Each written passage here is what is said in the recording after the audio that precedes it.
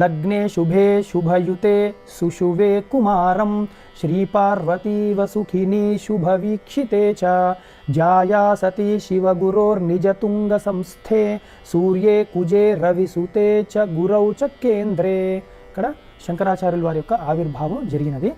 ఇలా ఉండగా సూర్యుడు మేషరాశిలో, కుజుడు మకర రాశిలో, శని తులారాశిలో ఉచ్చస్థానంలో ఉండగా, గురువు కేంద్రముగా ఉండగా శుభుల చేత చూడబడుతున్నారు. మళ్ళీ ఈ అంటే ఇది ఒక జాతక చక్రం ఒక విశేషణ అని చెప్తున్నారు అన్నమాట.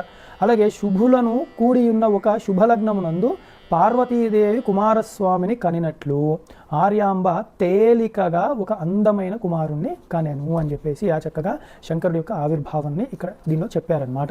అంటే జాతక చక్రాన్ని కూడా మనం చూడొచ్చు, ఎలా ఉంటే అంతటి గొప్ప జగద్గురువులు పరమహంసలు వస్తారు అని.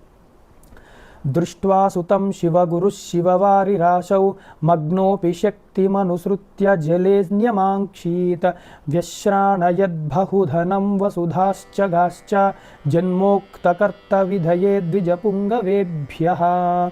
ఆ చక్కటి శుభ సమయంలో శివగురువు తన కుమారుణ్ణి చూసి ఎంతో సంతోషించాడు. ఎందుకంటే వారు మధ్య వయస్సుకు వచ్చేశాడు. ఎంతో తపస్సు చేయగా ఈశ్వరుడు కలలో వచ్చి చెప్పాడు, గుణవంతుడైన కుమారుడు వస్తాడు అని.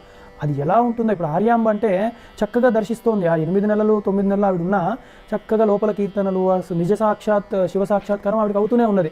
అద్వైతానుభవం వస్తూనే ఉన్నది. తన శరీరంలో మార్పులు కూడా అద్వైతానుభవంగానే గోచరిస్తూ ఉన్నది. శివగురువుకి అలా లేదు కదా, తను వేరే చోట చూస్తున్నాడు అంతే. అందుకని వచ్చాక అబ్బా శివ తేజస్సు ఇలా ఉంటుంది, బ్రహ్మ తేజస్సు ఇలా ఉంటుందన్నమాట అని చెప్పి చాలా పొంగిపోతూ ఉన్నాడనమాట.